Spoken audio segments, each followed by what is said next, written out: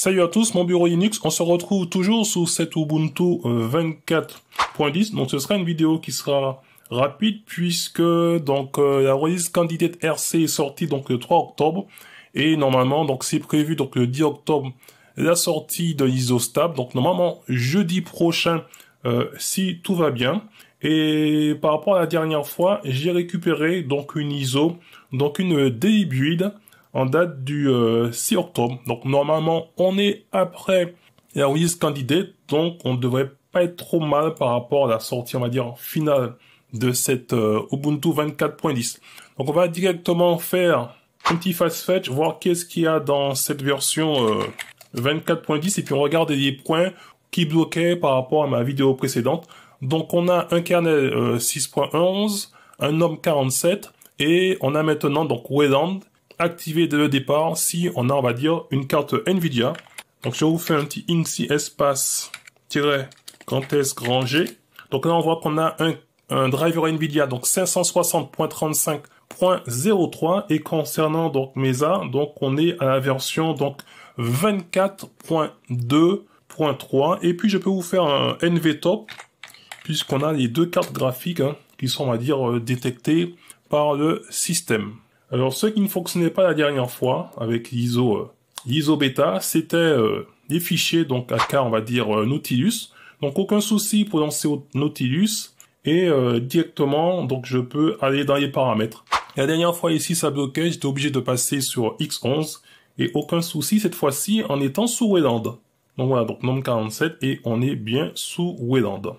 L'autre souci que j'avais, c'était le Snap Store où il fallait que je fasse la commande snap refresh. Cette fois-ci, j'ai eu aucun souci, on va dire, à mettre à jour, on va dire, l'ensemble des applications ainsi que le Snap Store. Donc, j'ai installé différentes applications. Donc, j'ai installé Kdenlive, toujours en paquet Snap. Donc, attention pour Kdenlive, je n'ai pas d'icône pour l'application, mais celle-ci se lance, on va dire, correctement, donc à la version 24.08.1.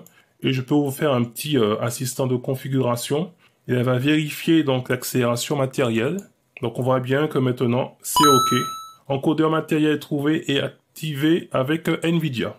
Donc moi je préfère utiliser Shortcut. Mais avec Shortcut j'ai toujours ce problème, on va dire, de dépendance. Donc j'ai trouvé une petite astuce pour ne plus avoir, on va dire, ce problème de dépendance dans Shortcut. C'est d'installer donc la version Debian.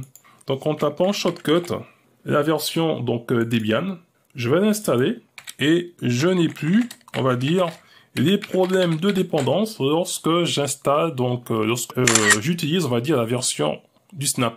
Donc attention, si maintenant après vous désinstallez Shortcut version Debian et que après vous faites un sudo apt auto remove, eh bien vous aurez la version Snap qui va peut-être merder.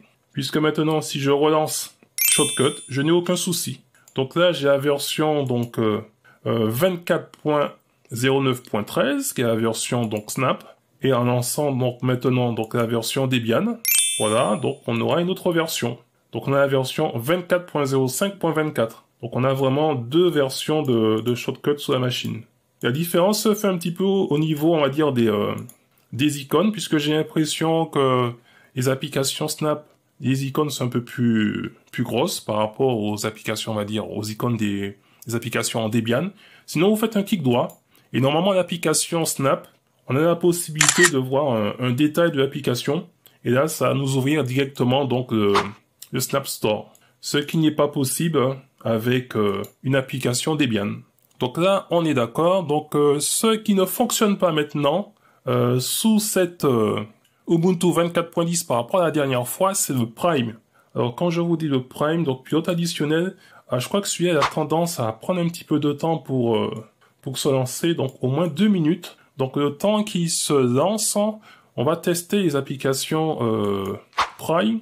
Donc du coup, je peux faire comme avait conseillé dans ma dernière vidéo, Monsieur Kalash4, merci, avec le Watch. Donc Nvidia, SMI, ça va se rafraîchir toutes les 2 secondes. Voilà, donc pour l'instant, il n'y a aucune application qui utilise donc la carte Nvidia. Donc j'ai plus besoin de Firefox et je le forçais comme la dernière fois à utiliser donc la carte graphique Nvidia. Donc démarrer en utilisant donc la carte graphique dédiée Et cette fois-ci, je n'ai pas de Firefox qui apparaît dans la ligne. On va tester rapidement avec Kdenlive. Voilà, Kdenlive va se lancer. Et j'ai toujours pas d'application Kdenlive qui apparaît, alors que j'ai demandé de se lancer avec la carte Nvidia. Mais si je lance maintenant une application comme Shotcut avec la carte Nvidia, là maintenant j'ai Shotcut qui apparaît dans la liste. On peut aussi vérifier avec une nouvelle fenêtre en faisant un NVTop. Donc est-ce que pour le moment, c'est seulement les applications Debian qui peuvent utiliser donc la fonction Prime à la demande? Je me pose la question. Là on retrouve bien Shotcut avec le device 0 ici, qui correspond donc à la RTX 3060 sur mon ordinateur portable. Donc je me suis dit qu'on peut tester avec une autre application, qu'est-ce que je peux installer. On va ouvrir encore une nouvelle fenêtre. Ça nous permet de vérifier, donc puisqu'on a la version apt 3.0, lorsqu'on veut installer une application, je peux vous faire un sudo, donc apt, on va faire install mpv. Donc je mets donc le mot de passe. Donc voilà, donc là c'est la nouvelle interface, on va dire, de apt 3.0. Donc je vais installer donc mpv. Oui. Ok, donc mpv donc est installé. Je vais lancer donc sans utiliser donc la carte Nvidia. Donc il se lance et normalement il n'apparaît pas ici. Donc je vais quitter mpv et on va relancer mpv avec la carte graphique dédiée. Et j'ai bien mpv maintenant qui apparaît dans la liste avec le Nvidia SMI et il sera aussi, je suppose, dans le NVTop.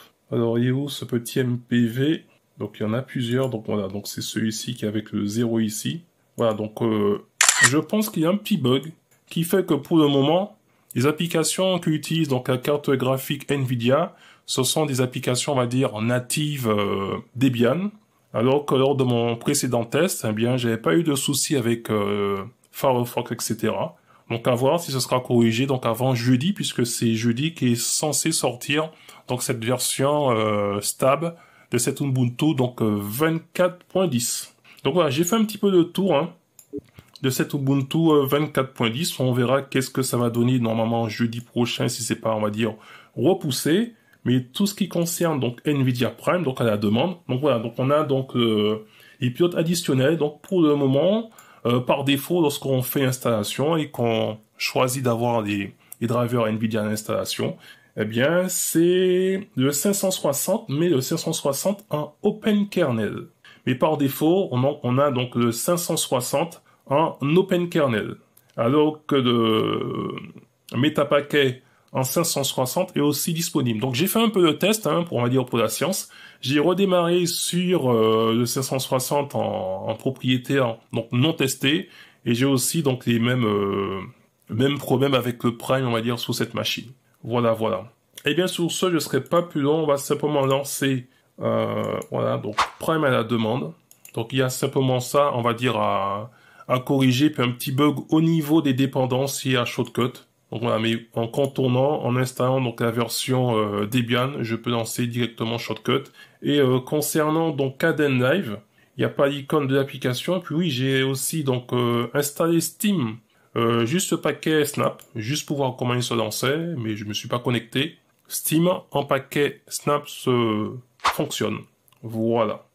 Et bien sur ce, je ne serai pas plus long, donc pour les 20 ans d'Ubuntu, donc on verra qu'est-ce que ça va donner, donc normalement, donc le 10 octobre 2024. Je vous dis à très bientôt pour une prochaine vidéo, et en attendant, gardez la forme et la santé. Bye bye.